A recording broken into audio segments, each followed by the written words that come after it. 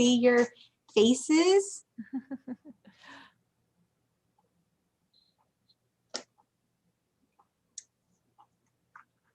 All right, we're still getting started.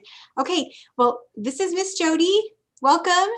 And we're at Nevada Public Library today, and we're so excited to present Jamie Williams with Dickerson Park Zoo. Jamie is going to share all kinds of facts and information about owls for our summer readers. We are, of course, doing Tales and Tales this summer, and we hope that you're reading your books and logging those minutes.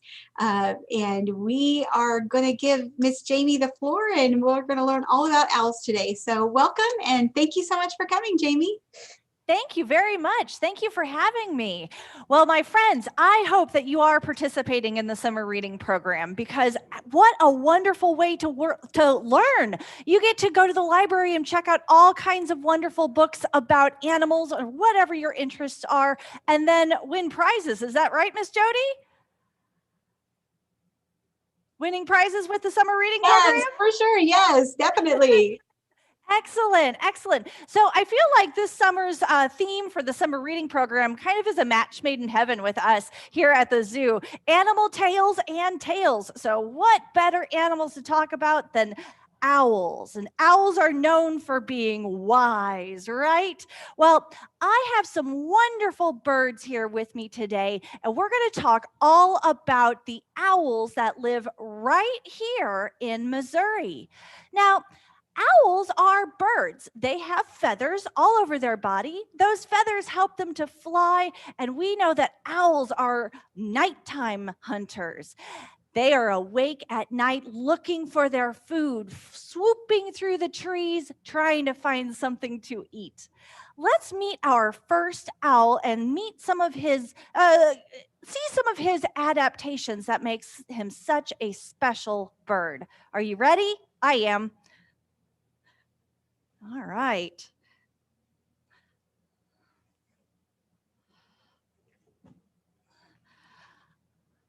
So first you're going to notice that I am putting on a glove. This is a very thick, heavy leather glove, and this glove is going to protect my hands. Now, it's not that our owls are really mean, it's just that our owls have some really good weapons. Whoa, that allows them to catch their food. So you'll see in just a moment when I bring out my first guest.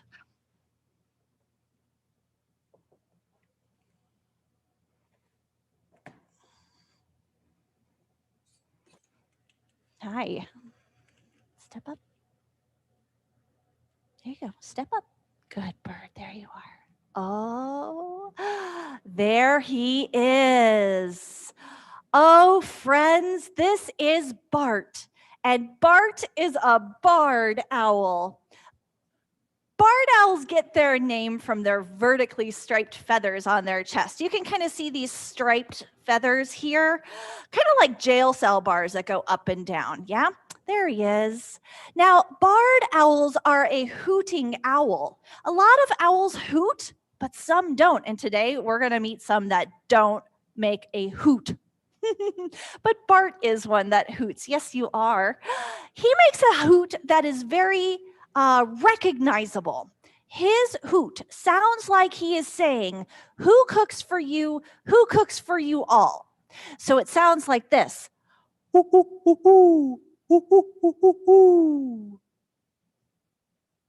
He's not very impressed with my hooting capabilities. Maybe you can practice that one at home. But if you hear an owl with the rhythm of that "who cooks for you, who cooks for you all," that is always a barred owl. They're very recognizable. Now, they're very common here in the state of Missouri. If you have an area with lots of trees, it could even be in a city. They are probably around. Owls like Bart have a number of adaptations that allow them to be very good hunters of all kinds of animals. Now, owls are carnivores. They are only going after other animals. You're never going to see an owl eating fruit or vegetables, right, Bart? You want things with bones. Yeah, it's true. His adaptations, his long toenails and his long beak help him to rip up his food into pieces that he can swallow. Now, his diet includes animals like mice, rats, squirrels, chipmunks, voles, shrews, rabbits, bats, skunks, snakes, lizards, toads, frogs, and crayfish. Oh my goodness, that's a lot of different animals, and I'm not even naming some. His diet is anything in the wild that he can catch that's smaller than him. He might even go after birds or smaller owls too. Owls are generalists. They're going to go after any animal that they can catch. Now, those eyes on his face, right in the front there you go. Oh, look at his beautiful dark eyes. His eyes are fabulous at zooming in and really seeing movement. Now, if Bart is sitting in a tree, he's going to be looking around, all around, for different animals to eat. But the animals that he is eating are alive, they're moving. So he's going to be watching for movement. Does it look like he has ears? His ears are actually underneath his feathers. He's looking around right now. How funny. His ears are right on the edge of that ring of feathers. Do you see that ring of feathers around his face there? That ring of feathers is called the facial disc. There you go. Now you can see.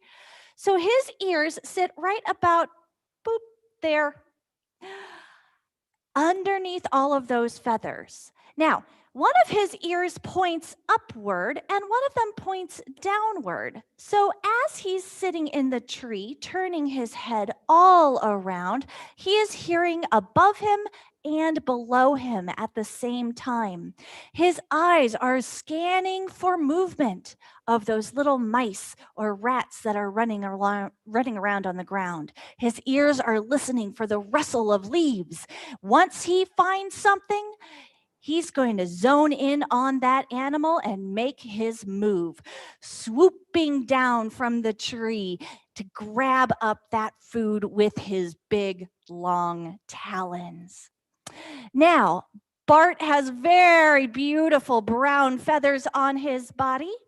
We mentioned that he is a nighttime predator. He's a nocturnal animal.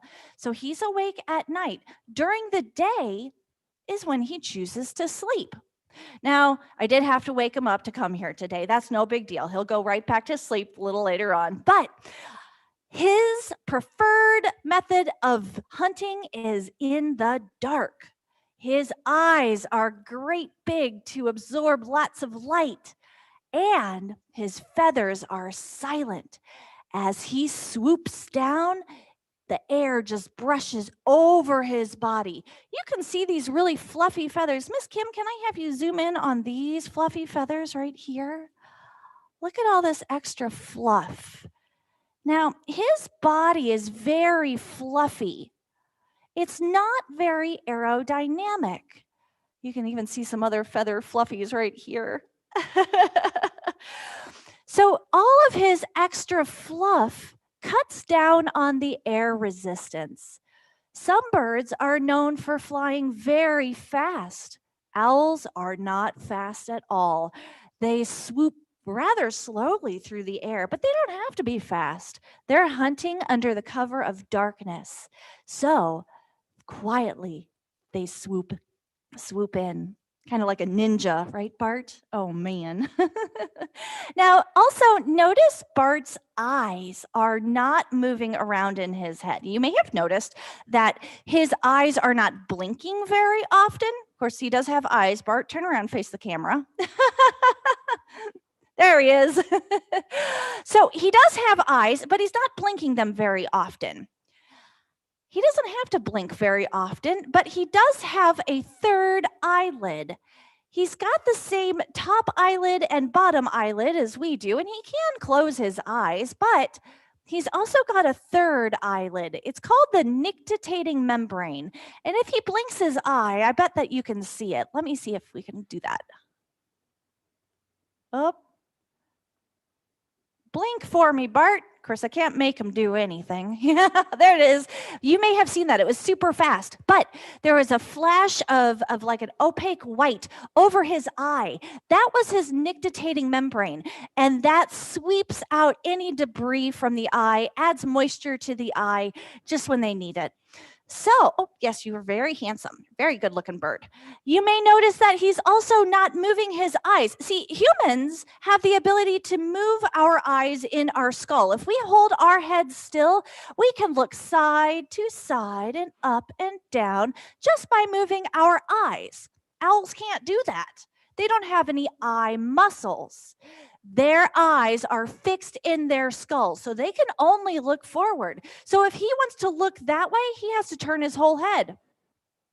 If he wants to look that way, he has to turn his whole head. If he wants to look up and down, he has to move his whole head. It's a good thing that he has a very flexible neck. His neck, I know it doesn't look like he has much of a neck. He's kind of short like this, but it's really actually very long. Our neck has 7 bones in it, and it's shaped like the letter L. It goes straight up and down. Owls' necks have 14 bones in them, and they're shaped like the letter S. So they're kind of curved. His neck is actually very long, but that allows him to be more flexible. That way, he can turn his head almost all the way around. If Bart was facing forward like this, he could turn his head that way, all the way to the back, and then even more to the side before having to turn it back around again. Look at him moving his head.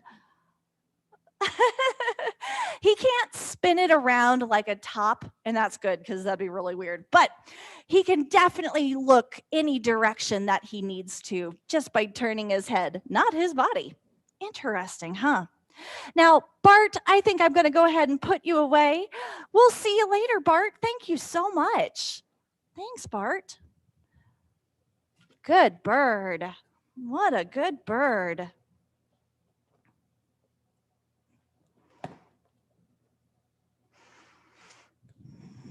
Okay. There we are. So I mentioned about Bart's eyes. He's got very large eyes that don't move around in his head. But not only that, his skull, his bone in his head, is actually only about the size of my fist. So if we had eyes like owls have eyes, our eyes would look something like this. Those are some pretty big eyeballs. I'm kind of glad that we don't have eyes like this. But we would have to turn our entire head every time we wanted to look at something. Pretty silly, huh? Now, this is something else that I want to show you. This is a foot from an owl. There we go. Now, I mentioned, there we are, that owls have very long toenails that they use to grab their food. Oh, let me focus that a little bit there. We're getting it. There it is. Those toenails, there we are. Those toenails are very long. Now, yes, this is a real owl foot. This foot, I know it's a little bit strange. We don't know exactly where this came from. I imagine it probably came from a roadkill specimen. It's kind of too bad that this owl died, but we do get to learn from it, and it's very cool. So these long talons are on their tips of their toes, but notice that they have 4. So there's 1, 2, 3, and 4 instead of the 5. There we are, 5 fingers that we have. Owls have 2 toes that stick forward and 2 toes that stick backward. If they were to grab something, they would grab with the front 2 toes like that and the back 2 toes around the other side. Now, this is a great horned owl's foot, which is a little bit larger than a barred owl's foot. A great horned owl can squeeze with the grip strength of 500 pounds per square inch. That is really, really strong. I've taken one of those grip test things myself, and my grip is about 40 pounds per square inch, if that tells you anything. 500 pounds per square inch. They have to use their talons to grab their food. I hope you don't grab your food with your long toenail talons, do you? Okay. Now, let's bring out a little owl that is very, very cute, but also deadly.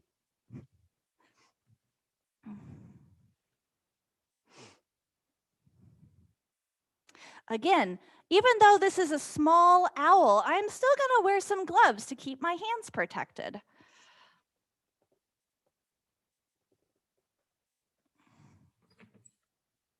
Ouch. Oop, hold on.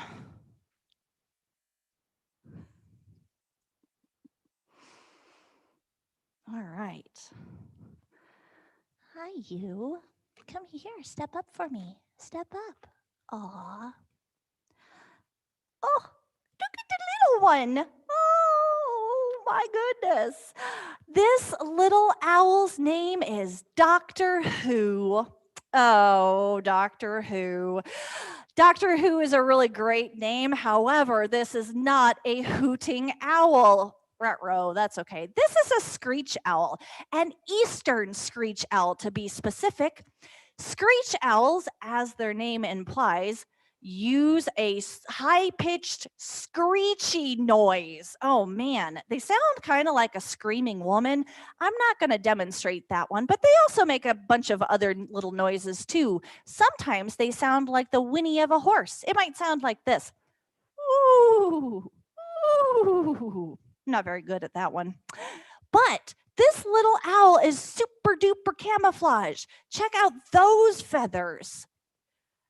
Now, just like the barred owl, screech owls are very well camouflaged. They are nocturnal also, except these guys really prefer to be out at night.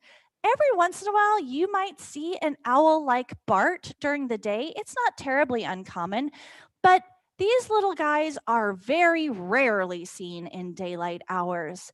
They are exclusively nighttime hunters. Their camouflage is perfect while they are sleeping in the trees during the day. Now, look at him focus in. Isn't that fascinating? His eyeballs are huge too. You could definitely see his pupils. He has yellow irises around his eyes, but the size of his pupils really allow all that light in. Now, Bart's eyes were very dark. He just has dark brown eyes, whereas this little guy has yellow eyes. I want to show you a picture here of how well they camouflage. There we go. Let's see if we can get this picture. There we go. Wowzers. Oh, we got some glare. Sorry. Let's try that. That owl is sitting in a hole in a tree. They love to nest in tree holes, in cavities in the tree. That's where they'll have their eggs. Now, notice that their feathers are completely blended in with the bark. Even his eyes have feathers covering them so that when he closes his eyes to sleep, he completely blends in. And I know it makes him look kind of mean in this picture. I don't think he's mean or mad. I think he's just sleepy. Now, if owls were pink with purple polka dots, they'd be super cute, but would they be able to camouflage as well? Definitely not. Even the little feathers on top of his head help him to blend in. These little feathers up here, boop. Oh, I know, I'm sorry, you don't like that. Those little feathers up there help break up his silhouette and helps him blend into the jagged tree bark. Now, I mentioned that these little owls love to nest in cavities in trees. They actually have a symbiotic relationship with a number of other species. That means that they work together with their forest friends. Owls oftentimes nest in old pileated woodpecker burrows. And if an owl finds a He's cleaning himself. Oh, you're so cute. Oh my goodness. Sorry, I got distracted there by his cuteness. So if they were living in a burrow or a crevice in a tree, in a hole or a cavity, that's where they would have their nest. Now, little screech owls like this might have 3 or 4 eggs that hatch.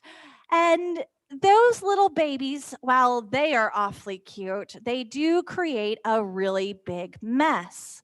Mom and dad bird definitely have to work very hard to take care of those babies and bring them lots and lots of things to eat, like mice, like bugs.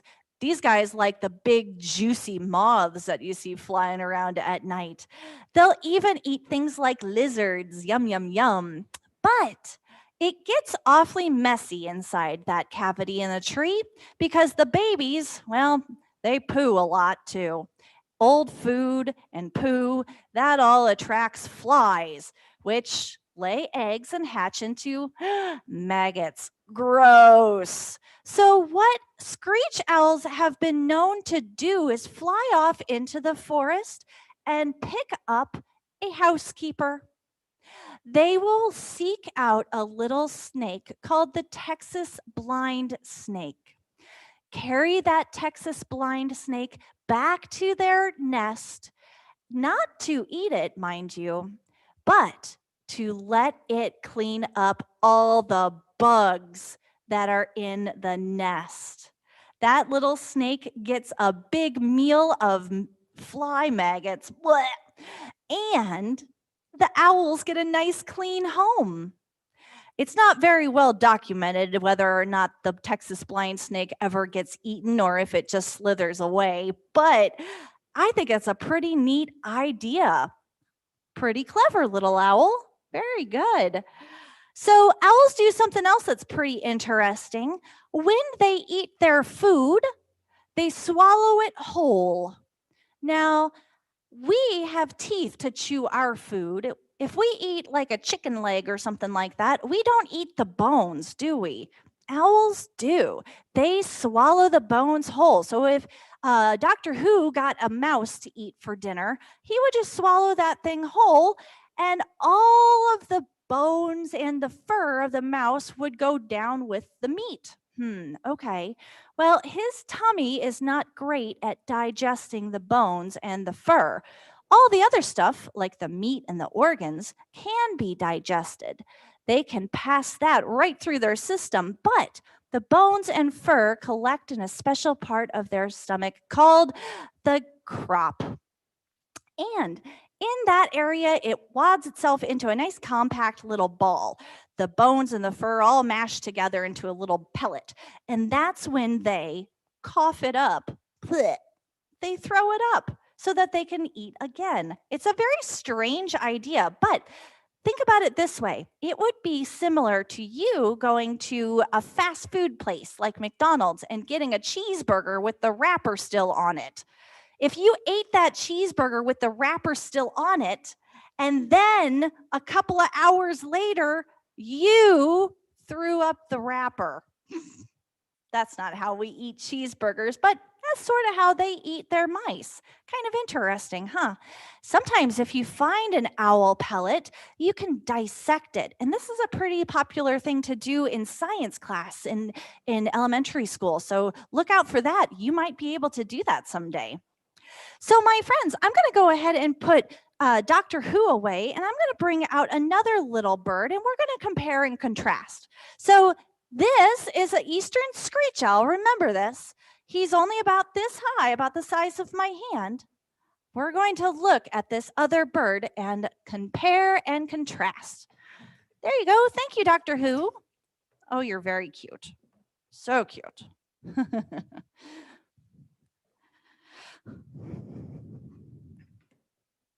All righty. Now, this bird is actually not an owl, but it is also found here in Missouri.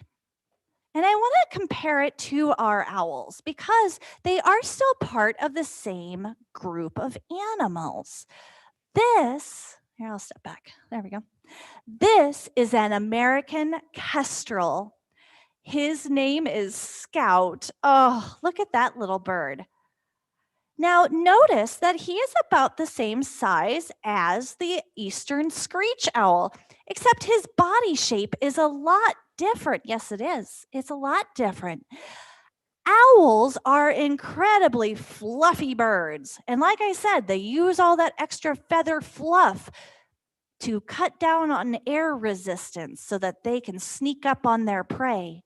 This little bird is very aerodynamic. He can actually be heard when he's flying, but he flies very fast. Check out his wing. There we go. Now, little Scout here is kind of a bad example because he's got kind of a bum wing on one side. There we are. I'll tell you his story in just a second. But his wings are excellent at helping him go fast. He looks like a miniature falcon, and that's what he's kind of called, a mini falcon. Owls and falcons and kestrels like Scout, along with eagles and hawks and osprey and vultures, are all part of the birds of prey group, sometimes called the raptor group. These birds of prey are all hunting with the same adaptations. They all have big, long toenails to grab their food, a sharp, hooked beak to rip their food up, and wonderful eyesight to help them to see their food. Now, I mentioned that owls can see movement very well, and they can have big eyes to allow lots of light into their iris or into their pupils. But notice that this little bird does not have the humongous eyes that an owl does. Kestrels can actually see in color. They are hunting during the day. So their prey might have some color on it. They might go after things like big, juicy grasshoppers that are hopping through the field. They'll go after things like mice and voles. They'll even eat lizards too. So notice they're eating just about the same things that our screech owl is eating, except these guys are hunting during the day and the screech owl is hunting at night. That way they're not competing against each other. Yep. Now, this little bird has some great daytime adaptations. Notice that he has those black stripes right underneath his eyes. His black stripes actually cut down on glare from the sun.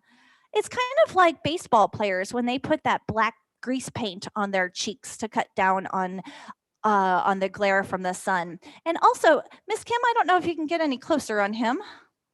I want to see if you can notice his eyebrows. He's got eyebrow ridges. Well, if you turn around, there you go. He's got eyebrow ridges over his eyes. And what that does is it acts like a baseball cap or a sun visor. It covers up the eyes just a little bit so that the sun doesn't blind them while they're searching for their food. He does have very long toenails, not quite as long as Bart's, but again, he's using those toenails to grab his food and ripping it with his teeny tiny little sharp needle beak. Ouch! If you see one of these little birds outside, you might find it by your bird feeder, not to eat the seeds, mind you, but to eat the birds who are visiting your bird feeder. Ruh-roh. This little bird loves to hunt in open fields, and oftentimes you'll see it perching on power lines during the day, during the afternoon. They also have a very cool ability to hover. If they are hunting in an open field and they catch the right breeze, they can simply open their wings out to the side and kind of sail there, just like a kite. While they're opening their wings and letting the air push them around, they can scan the ground looking for movement and color. That's what they're going after. They're going to be able to zero in on those little critters and pounce. Yum, yum, yum. Oh my. Now, notice that there's polka dots on his chest. Do you see his little polka dots? So this is one of the few raptors, one of the few birds of prey that you can actually tell the difference between boys and girls. This one is a boy because boy kestrels wear polka dots. Girl kestrels wear stripes.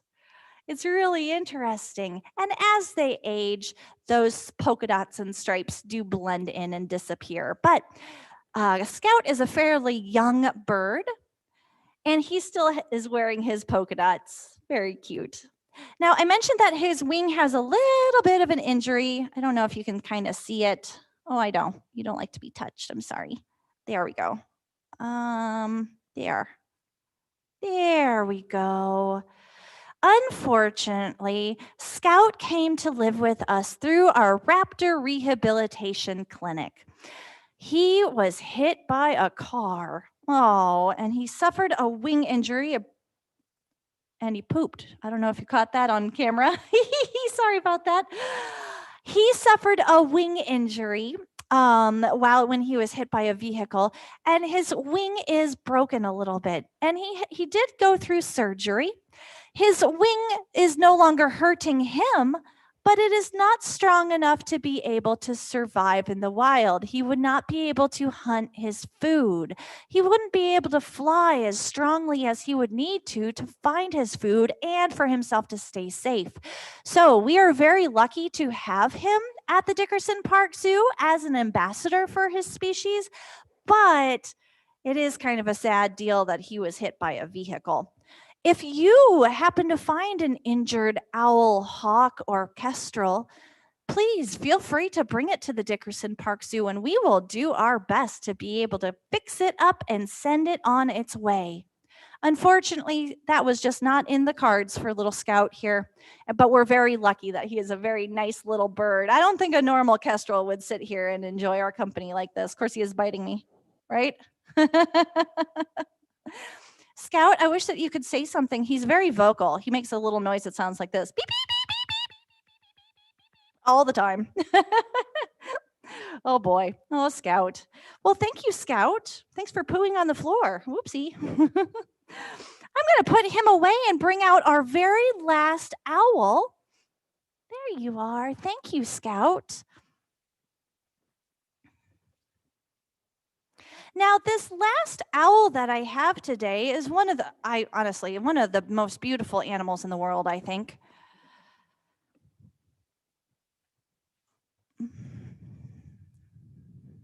There we are. Again, I'm using my trusty glove to control this one. He has those talons just like Bart. All right. Hi, you. Are you ready to come out? Huh? Come here. Are you going to talk to everybody? Step up for me. There you are. Good job. Oh, check it out. Now, this owl is a barn owl, B-A-R-N, barn owl. And because we think that we're clever here at the zoo, his name is Silo. Silo is a beautiful white-faced owl. Let's see if we can get that lighting a little better. Hey, turn around. People want to see your beautiful face, Silo. There he is. Yeah, there we are. Aw. So barn owls, here we're going to adjust our camera just a little bit here. Oh boy, it's having a hard time focusing on his color. Let me move back here. Is that better? Oh, that's way better. Awesome. We'll just hang out here then.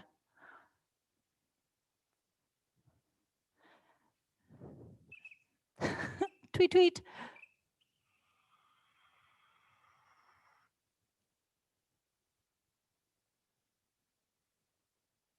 There we go.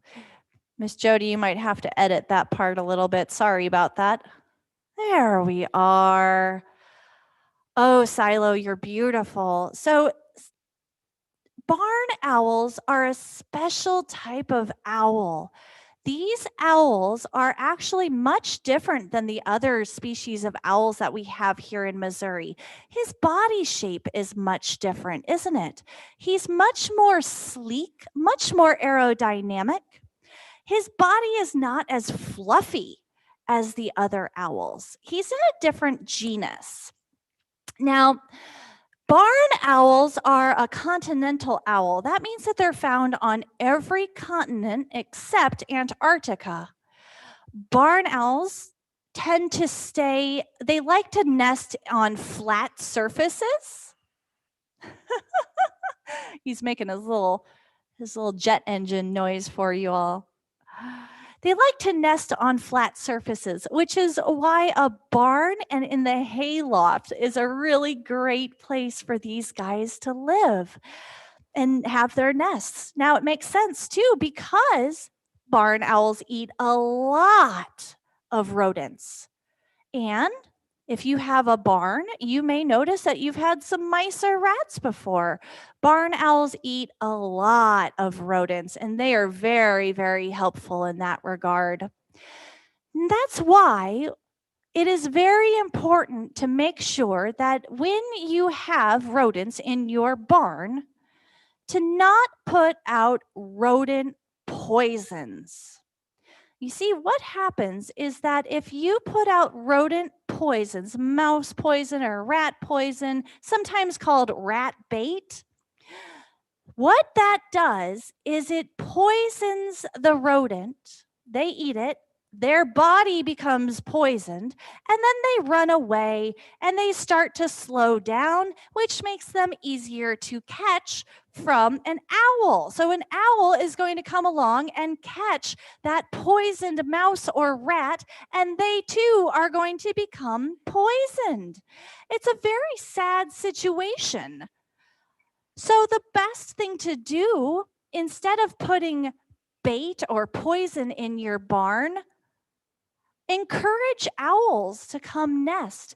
You can actually find a nest box pattern on the internet. And if you're really interested, we can email that to you, but it's found on the Missouri Department of Conservation website. If you just Google MDC and barn owl house, you will be able to find patterns to make your own house for a barn owl. Now, barn owls have that beautiful white face, and you can definitely see their facial disc, but they also, if you would turn around and look at the camera, that'd be super helpful. There you go. They have all these feathers between their eyes too. So that is extra helpful. It really diverts the sound right into their ears, kind of like two big satellite dishes right on their face. Now, notice the color on the chest is very different than the color on the back. These birds have an interesting color pattern called counter shading, where their belly is white and their back is colored. That way, they are camouflaged while they are flying up in the sky.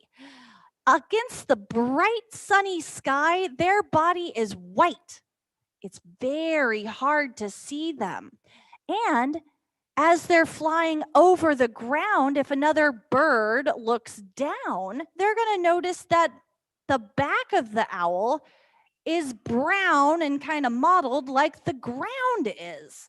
So they're camouflaged in flight while animals are flying above or looking up from below. It's kind of an interesting pattern, and lots of different animals have counter shading, including penguins, which is very interesting, right? Right, Silo? You are a beautiful bird. Now, unfortunately, there are less barn owls in Missouri than there once were. And a lot of that has to do with the mouse poison and the rat poison, but more to do with the lack of old barns. A lot of folks are opting for nice new steel barns that don't allow for barn owls to nest in them.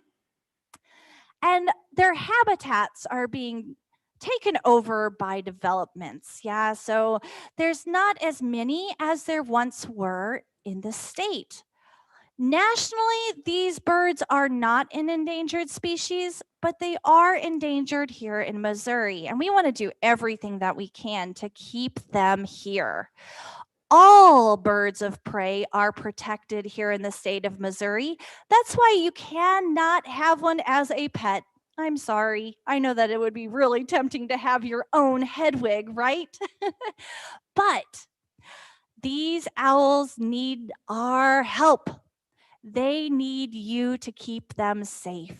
So, helping out wherever you can. Don't put out rat poison, put out owl houses, leave an old dead tree on your property that would be a beautiful place for a screech owl to have a nest. There are so many wonderful things that you can do to help our owls here in the state. And that includes coming to visit us at the zoo. If you come to the Dickerson Park Zoo this summer, I bet you didn't know that a portion of your ticket price actually goes straight toward conservation, not of just these little owls here in Missouri, but of many different species worldwide. So, coming to the zoo and enjoying the animals that we have here on grounds is a wonderful way to support your favorite animals all over the world. Did you know that? Man, what a special treat. So that about does it for us. Are there any questions, Miss Jody? Thank you so much, Jamie, for presenting that fantastic program. I have one viewer who is connected. I'm not sure if they have any questions, but you're welcome to ask if you do. I wanted to wrap up by saying we were so excited to have the program last week from Miss Pam. Thank you for this program, and we'll see you in a couple of weeks where we will talk about endangered species, just as we did today, and we'll learn all about how to help our animal friends out in the wild and here in Missouri as well. But thank you so much, Jamie. It's always a pleasure to have you, and we hope to see you here at the library again next year. Absolutely. Thank you so much. Thank, Bye-bye. thank you for your owl friends. They were fantastic stars of the show. Thank you. Bye-bye. Bye-bye.